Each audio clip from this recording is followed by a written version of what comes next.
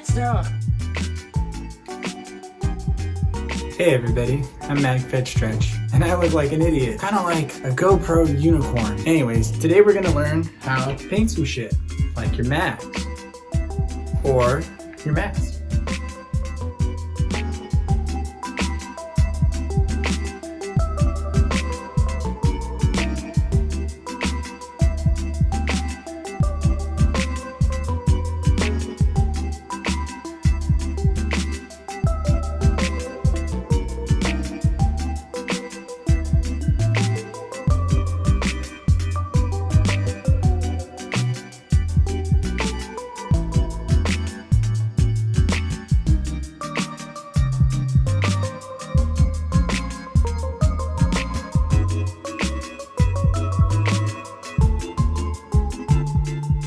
So, as you can see, I don't have a lot left to paint here.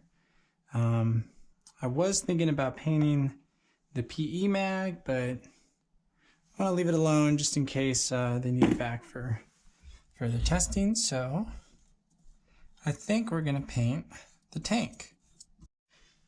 Alright, so let's go over some of the things I'm going to need. I'm going to need some blue painter's tape, some scissors. I'm going to use these two. It almost has like a metallic kind of texture to it once it dries. And I don't want it to be a perfect square. I just need to have the information showing. So I'm going to try to do these a little bit irregular. Now guys, I'm just making all this stuff up as I go along. Whatever little ideas you have while you're painting. I think it's pretty good to go ahead and try to incorporate them if you can. You'd be surprised sometimes how things turn out. This probably look dumb. If it turns out bad, well, don't worry. You can just paint it again. It'll come off eventually, and it won't matter too much at all. All right, so we've got our vital information covered. The next thing that we're going to need to cover is the fill nipple. Obviously, you do not want any.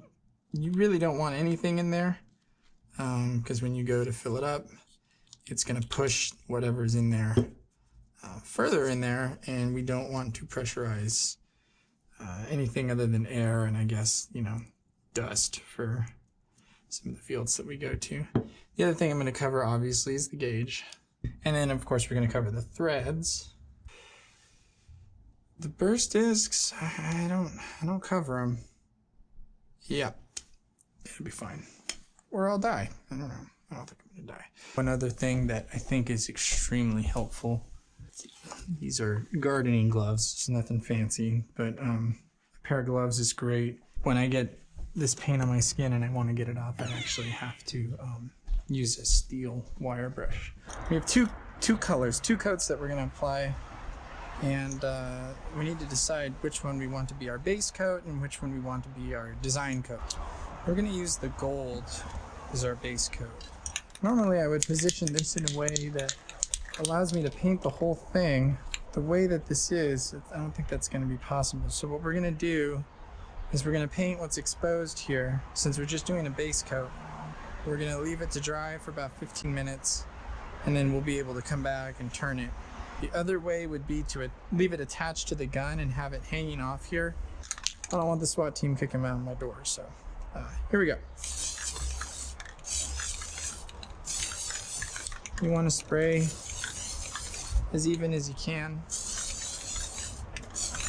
But you'll see the reason that I really like this paint, it really does give a nice sheen. Brings another perspective to whatever you're painting. So we're gonna leave that like that, let it dry, and we'll come back in a few minutes and give it a little bit more. So while this was drying, I had a thought. Rather than doing the base coat all one color, we'll go ahead and turn it over.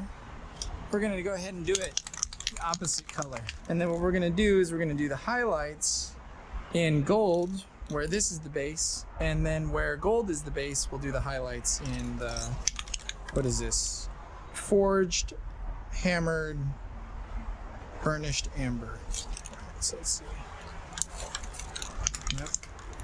Sometimes the cans will get fucked up. There we go. So that looks a lot better.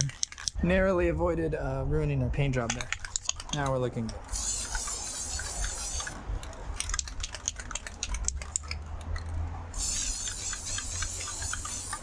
Some of the paint's different, so you see when you layer this one on, it goops up in these ways that once again make it look like a material that it's not, which is rad. So we're gonna let that sit, and then we'll come back and I'll show you how to do the highlights. Depends on where you are. Yeah, like if you were in Queens, Yeah, it was insane. Yeah, this place is where it's horrible. Yeah. So like if we hadn't done these things, what would have the result have been? It's a good question. You You know? know, I mean, would we have achieved herd immunity? You know, or would we have achieved it quicker? Yeah. That's the herd immunity is like 60% of the people have been infected, and Right. then the virus sort of dies off. Right. I should have some pretty dry tape. I'm gonna grab a couple stencils. This is the part that probably ends up looking the best, but takes the least amount of time. It's pretty easy. So we're gonna put our stencil here, and we're gonna lay this down here.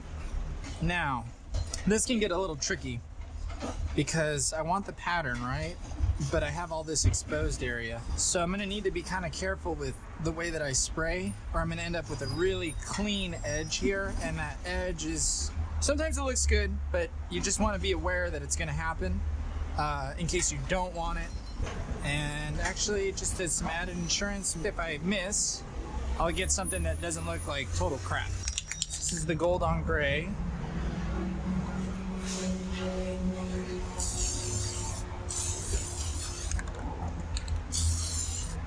Okay, we'll go ahead and do that so we don't have to more. Okay, take it right off.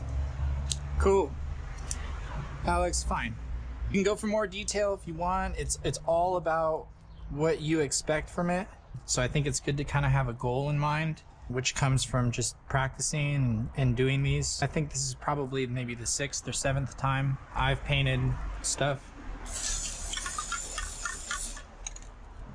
Now we're getting over here. We have our gold side. Go ahead and use this stencil right here. That. Cool. We can do some leaves like this.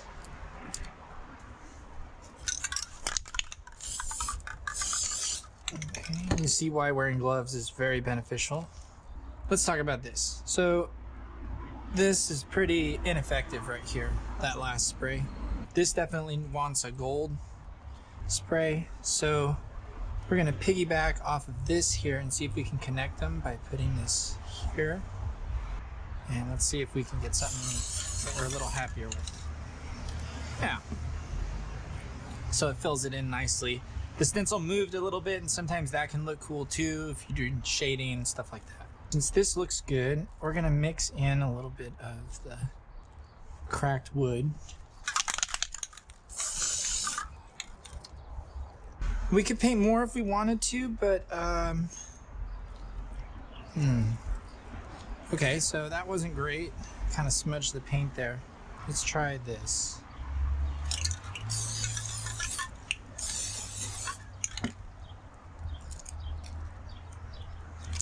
Yeah. So we covered it up. Don't get discouraged if mistakes happen. They're gonna happen. You're gonna get stuff stuck in there. It's not gonna come out perfect, but just remember that you can always repaint and try to enjoy it and learn from each of the experiences and build on to the next one. Okay?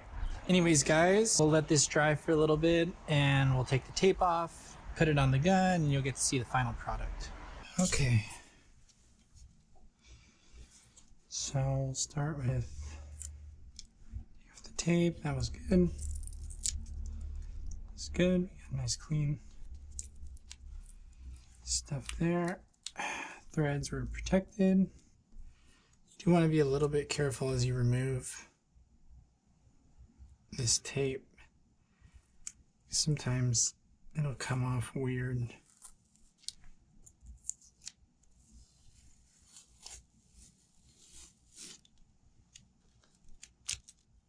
I'm kind of okay with it. I don't love it, but I do think that with time, as things chip away and all that good stuff, it might look cool. I don't know, it kind of sucks right now. But that's how it turns out sometimes, you know. But the rest of it looks cool. Let's screw it into the marker and see if it fits in with the rest of it. So there you go. I mean, I think it looks pretty cool. It's not perfect, but I mean, these things never will be. And yeah. Anyways, that's all I got for you. So hope you enjoyed the video. Like and subscribe, I guess, if you thought the content was good. Thanks for watching the video. Maybe next time I'll get to paint this bad boy. Stretch out.